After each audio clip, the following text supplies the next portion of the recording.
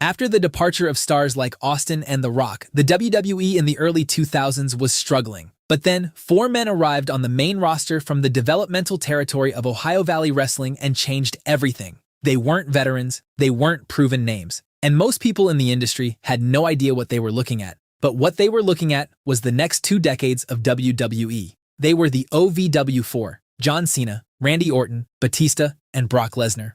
No developmental class in the history of professional wrestling has ever produced more combined world championships, more WrestleMania main events, or more lasting impact on the company than these 4 men. Each of them shaped the WWE in their own unique way. Together, they built the architecture of the next chapter of modern wrestling. This is the story of how they did it, starting with none other than John Cena.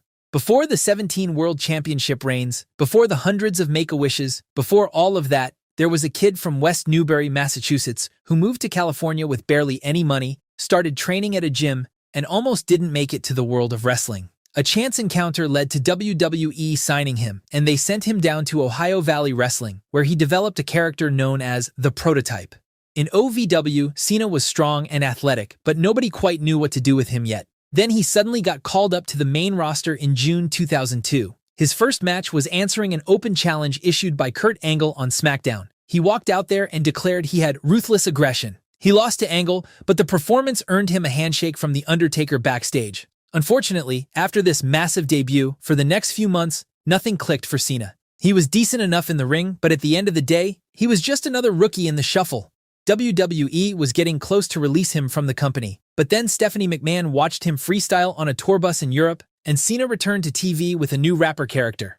Backward baseball caps, throwback jerseys, freestyle raps that roasted opponents before matches.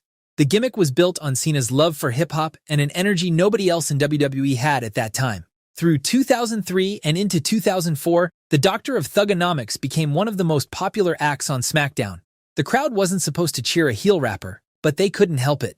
By the time he defeated The Big Show at WrestleMania 20 to win his first United States Championship, the organic reaction confirmed what anyone watching SmackDown had been sensing for months. This man was going to be a star. WrestleMania 21 in 2005 made it official. Cena defeated JBL, who had held the WWE Championship for nearly a year, to win the title for the first time. He walked out of the Staples Center in Los Angeles with the belt, and somewhere in that moment, the rapper character evolved and gave way to something else. The Super Cena era had begun.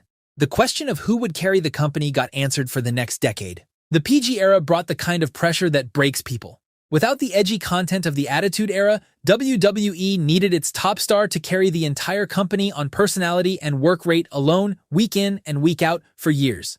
Cena did exactly that. He became WWE's ambassador to mainstream America, while simultaneously headlining nearly every major pay-per-view the company produced. His feud with Edge, stretching across 3 years and 11 matches in 2006 alone, became one of the defining rivalries of the era. Throughout 2007, he defended the title against everyone from Shawn Michaels to Umaga to the Great Khali. But the relationship with the crowd was always complicated, and that complication made him more interesting than almost any top guy in wrestling. By the late 2000s, crowds had split down the middle. The kids and families adored him, but a significant chunk of the adult male audience booed him without mercy. Rather than buckling, Cena leaned into the contradiction. His performance inside the ECW arena at One Night Stand 2006 was a study in how to thrive under pressure. And this resiliency led to the company booking him in almost every major storyline for the next decade. His feuds with CM Punk and The Rock drew massive numbers. He headlined WrestleMania 6 times. He won the Royal Rumble twice. He carried the United States Championship in 2015 and turned it into something meaningful with an open challenge format that made names out of Cesaro, Kevin Owens, and Sami Zayn.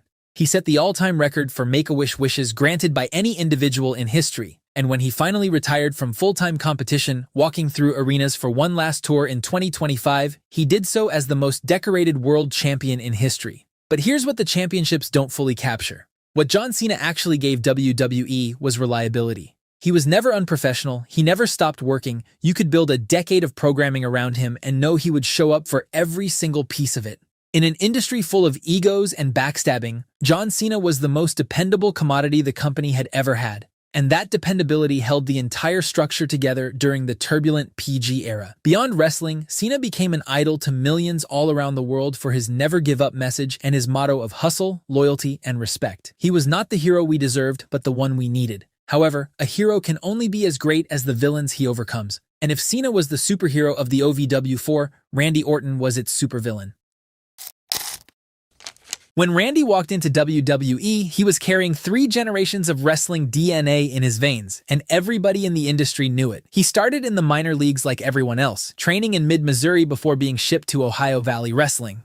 By April 2002, he debuted on the main roster. He was 22 years old, almost immediately out with a shoulder injury, and looked like a talented kid with a famous last name who might not make it big in the wrestling business. But then Triple H spotted something in him. When Evolution formed at the start of 2003, Triple H, Ric Flair, Orton, and another man we'll get to shortly, the idea was to present the past, present, and future of professional wrestling under one roof.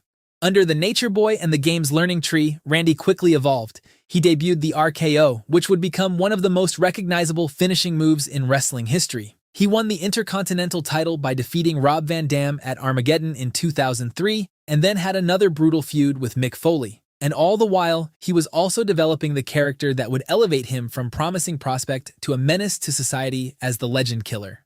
The gimmick cast Orton as a young, arrogant upstart who wanted to walk up to the industry's sacred names and make them feel small. The crowning moment came at SummerSlam 2004. Randy Orton defeated Chris Benoit for the World Heavyweight Championship and became the youngest world champion in WWE history at 24 years old. But then, Evolution turned on him the next night as Triple H grew jealous of his protege. Orton was cast out of the faction he'd been built inside of, handed a babyface role he was nowhere near ready for, and lost the title back to Triple H within weeks. The face run failed to connect with the crowd, so he turned heel again and everything came back into focus. His feud with The Undertaker through 2005 was when the world got its first proper look at what Randy Orton could do on his own. What followed was a long, productive stretch as WWE's most reliable antagonist.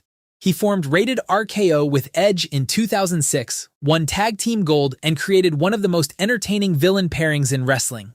By mid-2007, he was back in the main event picture on his own, winning the WWE Championship and cementing his position as the top heel on Raw.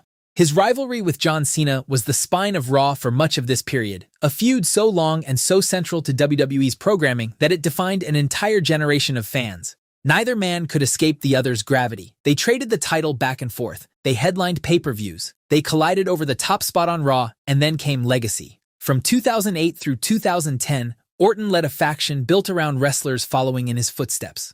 The Legend Killer evolved into the Viper, and the punt kick became the most lethal move in wrestling. When Orton finally turned babyface at the end of 2009, the cheers felt earned. And in the years that followed, moving between face and heel as the story demanded, Orton proved he was one of the most versatile performers the industry had ever produced.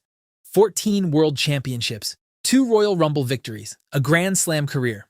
While stars came and went, Randy Orton stayed loyal, stayed reliable, and remained a fixture at the top of the card for 2 decades. That's the true legacy of the Viper. But while Randy was rising the ranks, a certain animal was tearing through the competition. Dave Batista was not supposed to make it. That's not meant to be an insult. It's the most important fact about his career. He tried out for WCW before signing with WWE, where a trainer told him flatly that he would never make it in the wrestling business. But instead of giving up, he worked as a bouncer, saved some money, trained at the Wild Samoan Training Center, and landed in Ohio Valley Wrestling under the ring name Leviathan. He won the OVW Heavyweight Championship, lost it to a young man going by the Prototype, and got called up to the main roster in May 2002. It wasn't much of a role, but it kept him on television. Then, Evolution formed, and everything changed. Triple H and Ric Flair recognized something in Batista that the WCW trainer had missed entirely.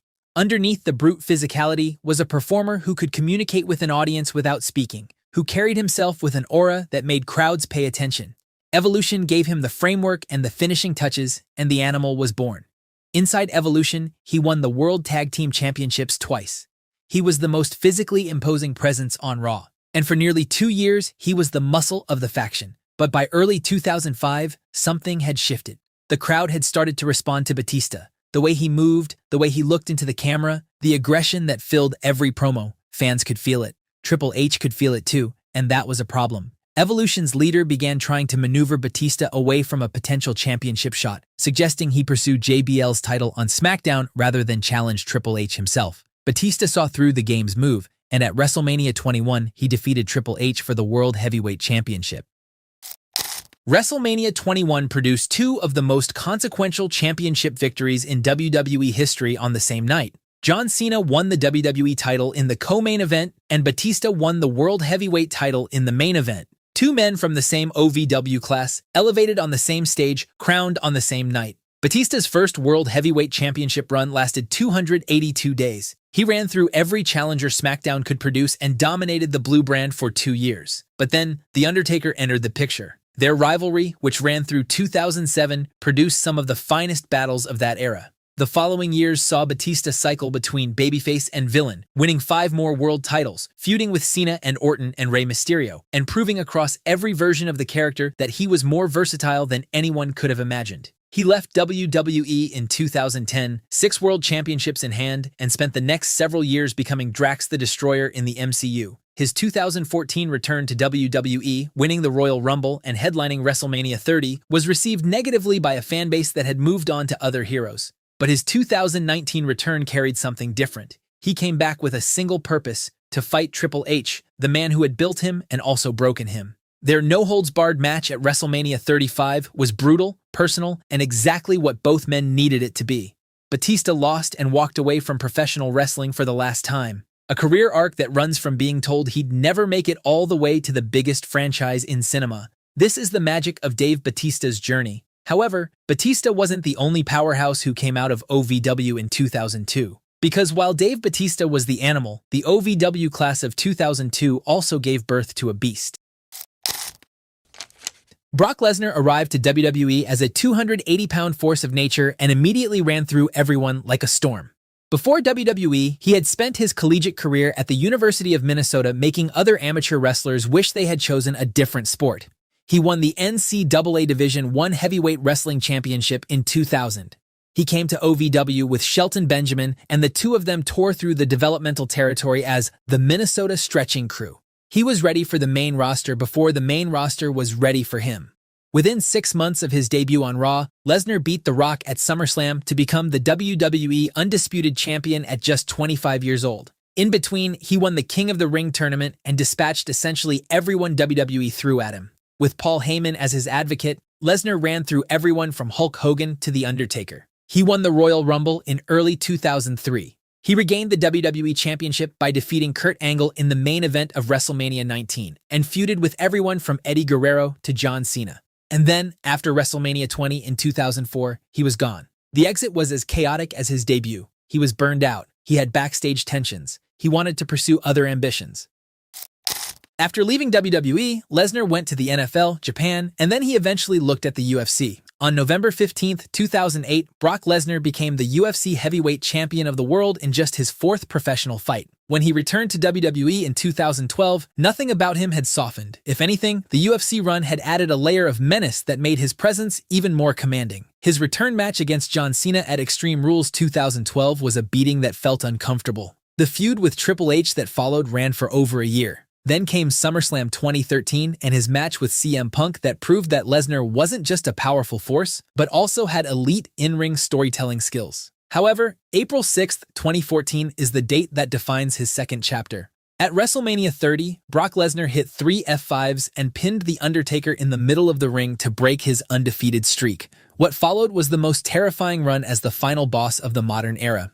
Lesnar appeared infrequently, sometimes only a handful of times per year, but every appearance carried a weight that full-time performers couldn't match up to. He destroyed John Cena at SummerSlam 2014, winning the WWE World Heavyweight Championship with a methodical beating that reset what the word dominant meant. He won the Universal Championship. He headlined WrestleMania multiple times. He defeated everyone from Goldberg to Samoa Joe to Braun Strowman, multiple world championships. The conqueror of the streak. A UFC heavyweight championship. There will never be another Brock Lesnar. And it's not just because of his accolades, it's because in a world of carefully controlled narratives and managed outcomes, Lesnar made wrestling feel truly dangerous. Every time he walked through that curtain, the possibility that someone might get hurt felt real. That feeling is extraordinarily difficult to manufacture and almost impossible to sustain across decades. Lesnar sustained it because it was never manufactured to begin with. He was exactly what he appeared to be, and that authenticity is the rarest commodity in wrestling today. What the OVW4 achieved was something no single class of talent had done before, and may never do again. They redefined the company and carried the WWE during the Ruthless Aggression era. And if you want to relive the complete history of the Ruthless Aggression era, check out this video next.